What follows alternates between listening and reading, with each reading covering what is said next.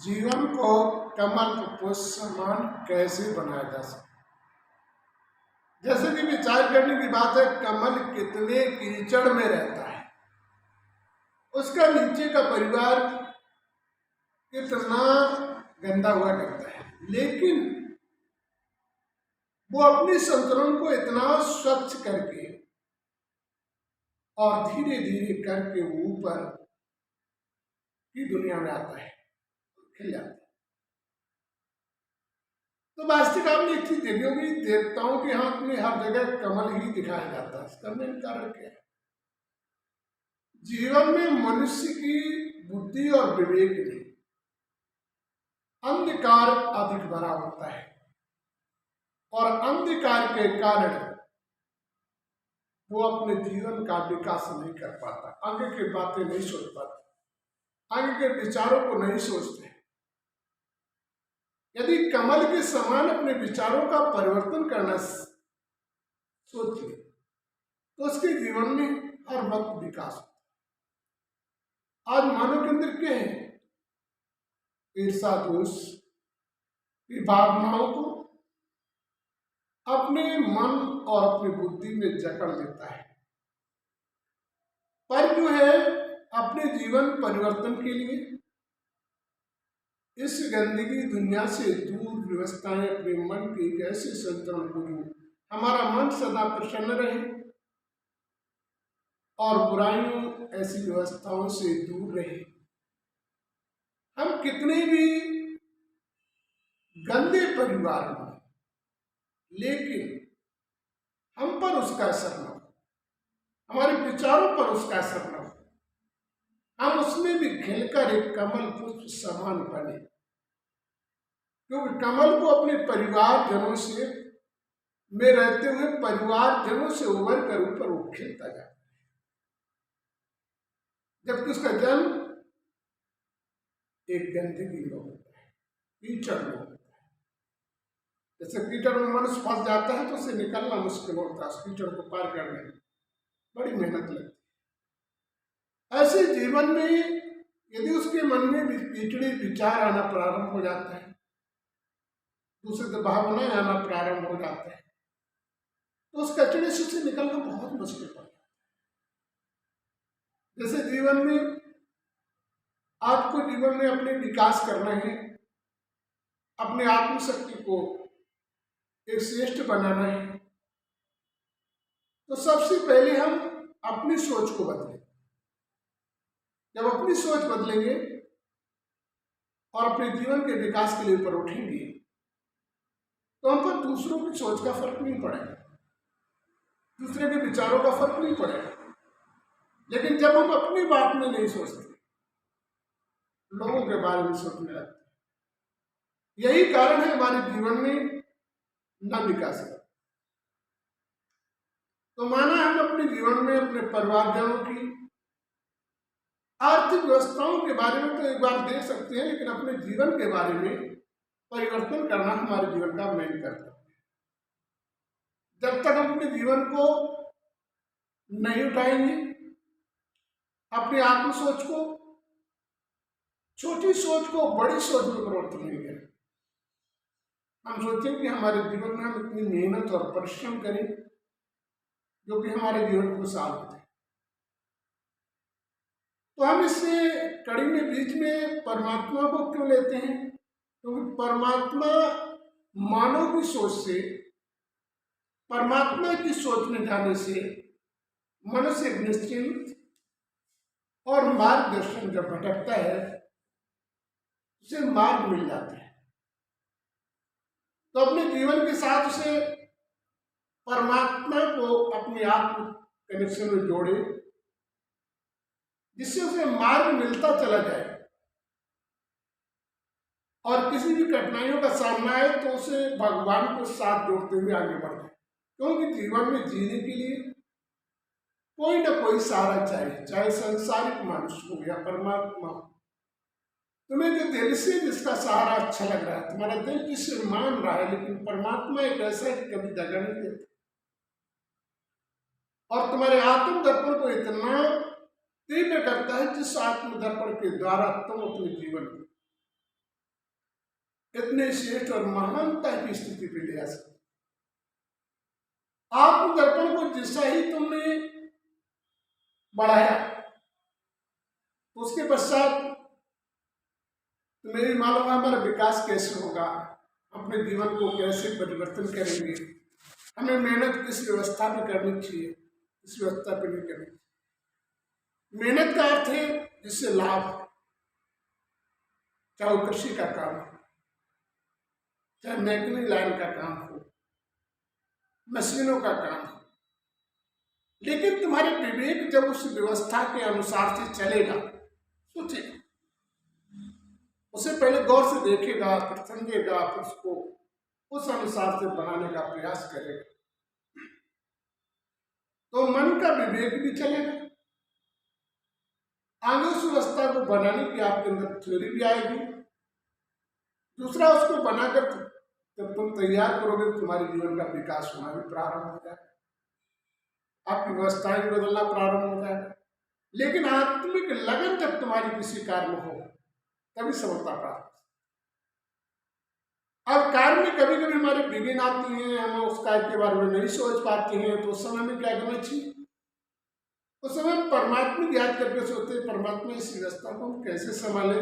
आपने जो है जैसे योग किया, उससे ध्यान लगाया और उससे अपनी बात को कहना प्रारंभ किया, तो वैसे ही वो सीन आपके सामने आना प्रारंभ हो जाएगा और उस कार्य को तुम निश्चित कर लो, अनिश्चित मार्ग आपको मिल जाएगा। उस मार्ग को पाने के लिए ही परमात्मा की याद करते। यदि मार्ग जो है मनुष्य को न पाना होता तो परमात्मा की याद नहीं करता। तो वास्तविक हम उस परमात्मा की याद करके अपने जीवन के मार्ग को हम तय कर सकते हैं। तो तय करने के लिए हमें अपने जीवन के मार्ग को बदलना ही पड़ेगा, तब हमारे जीवन का उद्धार। जब तक हम ऐसा नहीं करेंगे तब तक हमारे जीवन का उद्धार नहीं हो सकता।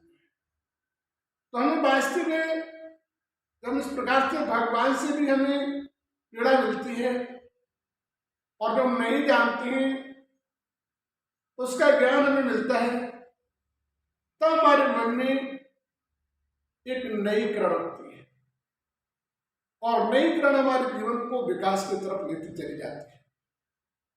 इसी प्रकार से हमें अपने जीवन को बढ़ाते चले जाते हैं। आप देखिए, गरीब व्यक्ति होता है और बढ़ते बढ़ते उतना धनवान हो जाता है कि लोगों को बहुत क्रॉस कर जाता है।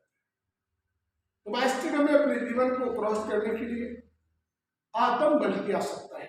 जब तक आत्म बल मजबूत नहीं होगा, जीवन में किसी भी क्षेत्र में आप विकास नहीं कर सकते। तो सबसे पहले हमारे अंदर निश्चय होना चाहिए कि हमें ये करना है। निश्चय हो जाएगा हमें ये करना ही है, तब आपका विवेक चलेगा और तब आपके जीवन में थकावट, आलस्य समाप्त होगा, क्योंकि तुमने अपने जीवन में विकास की सीढ़ी को अपना लिया। ऐसी स्थिति में जब पुरुष पहुंच जाता तो सोने में भी उसकी चोरी के बारे में सोचता है और जागने पर भी ध्यान देता है, जिससे वो अपने जीवन में किसी भी कार्य में असफल नहीं होता। केंद्र बिंदु जीवन में जो भी चीज का बना लिया जाता है उसमें सफलताएं तुम्हारे चढ़ चुन लेती, और जब केंद्र बिंदु नहीं बनाया जाता है उसमें सफलताएं तुम्हें प्राप्त होना असंभव हो जाता है। इसलिए अपने जीवन में हम केंद्र बिंदु बना ले कि वास्तविक हमें इस लक्ष्य को प्राप्त करना है। जैसे कुछ हमारे महापुरुषों ने केंद्र में नाले के लिए परमात्मा को प्राप्त ही करना है, तो कितनी भी परेशानियां झेलनी पड़ी, कितनी समस्याओं का सामना करना पड़ा, लेकिन उन्हें समस्याएं नहीं दिखाई दी, उन्हें सिर्फ पाने की इच्छा दिखाई दी, प्राप्त करने की इच्छा दिखाई दी। तो उन्होंने सब समस्या को उस भगवान में लीन करते हुए न पानी, न हवा, न व्यवस्थाओं को अपने जीवन में त्याग कर दिखाया, और त्याग का ही कारण आज उनके भाग्य पर निर्भर हुआ, और भाग्य का कारण हाथ जोड़ के जाने के बाद भी लोग उन्हें याद करते हैं। तो संसार में मानव के कर्म की वैल्यू है, किसी व्यक्ति की वैल्यू नहीं। इसीलिए कर्म योग कहा गया।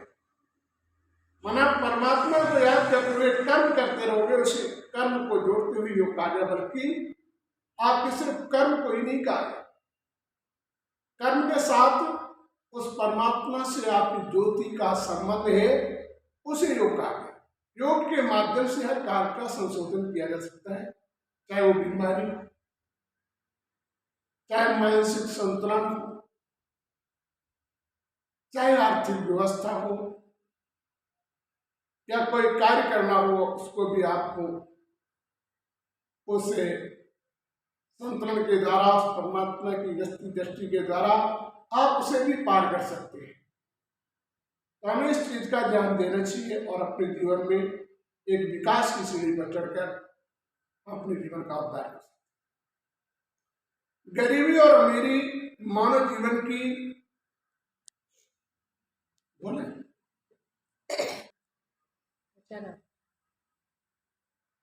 गरीबी मनुष्य जीवन की एक वो स्थिति होती है कि उसे संसार में हर प्राणी उसे गिरी स्थिति से देखता है, उसके पास जाने में सोचता है कहीं कुछ मांगने न लगे। तो मानो गरीब व्यवस्थाओं को लोग घृणा करना प्रारंभ कर देते हैं,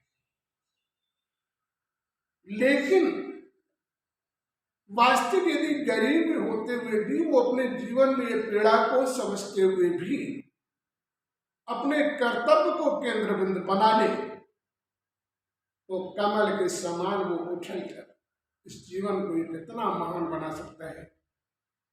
जैसे महात्मा बुद्ध ने अपने जीवन को एक केंद्र बिंदु बना लिया था, जो आज बौद्ध धर्म में उनका प्रसारण हुआ। उन्होंने आत्मिक सोच और उनके वास्तविक निश्चय और उनके कर्म ने कहां पहुंचा दिया, आज भी लोग याद करते। उन्होंने अपनी परिस्थिति को परिस्थिति नहीं जाना, कर्म देखा, लोगों की हंसी को हंसी नहीं समझा। उनसे उन्होंने सीख ली कि वास्तविक हमें जीवन में उठना कैसे। तो बुराइयां भी हमारे जीवन का एक ऐसा लक्ष्य है जिससे हम सीख लेकर अपने जीवन को एक इतना श्रेष्ठ व्यवस्था पर पहुंचा सकते हैं। क्योंकि मनुष्य गिरता कब है? जब उसको बुराइयों के अंतर सोचना प्रारंभ करता है, बुराइयों में जाना प्रारंभ करता है और वो अपने विकास की सीढ़ी को भूल जाता है। यही उसके जीवन में सबसे बड़ा दुख का कारण हुआ करता है। इसीलिए इस गरीबी को ही एक कीचड़ के समान से देखा जाता है कि ना तो उनके पास व्यवस्था अच्छी होती है, ना उनके पास रहने की स्थिति अच्छी होती है, ना उनके पास खाने की स्थिति अच्छी होती है। ऐसी स्थिति में भी जिनका मन अपने दर्पण की व्यवस्था पर होकर और वो विकास की तरफ अपने आप को बढ़ाना चाहता है, तो वास्तविक ऐसे लोग भी एक विशेष व्यवस्था में पहुंच जाते हैं। जैसे उदाहरण है, टाटा पहले कितनी गरीब स्थिति में था, उसने अपने मनोबल और परमात्मा को साथ लेते हुए कितना बड़ा पूंजीपति बनकर इस भारत की दुनिया में दिखाया।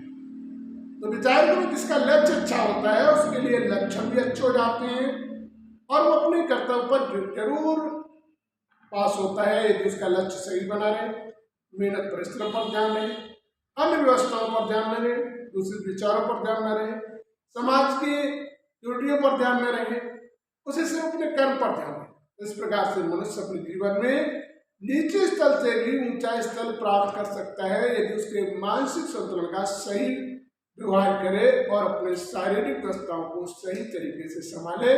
तो ऐसी स्थितियों में भी वो पहुंच सकता है और उसके जीवन का वास्तविक परिवर्तन हो सकता है।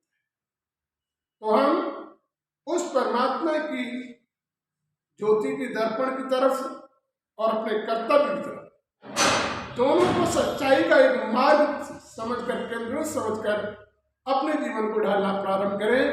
निश्चित आपका उत्थान होगा, कभी पतन नहीं होगा। जैसे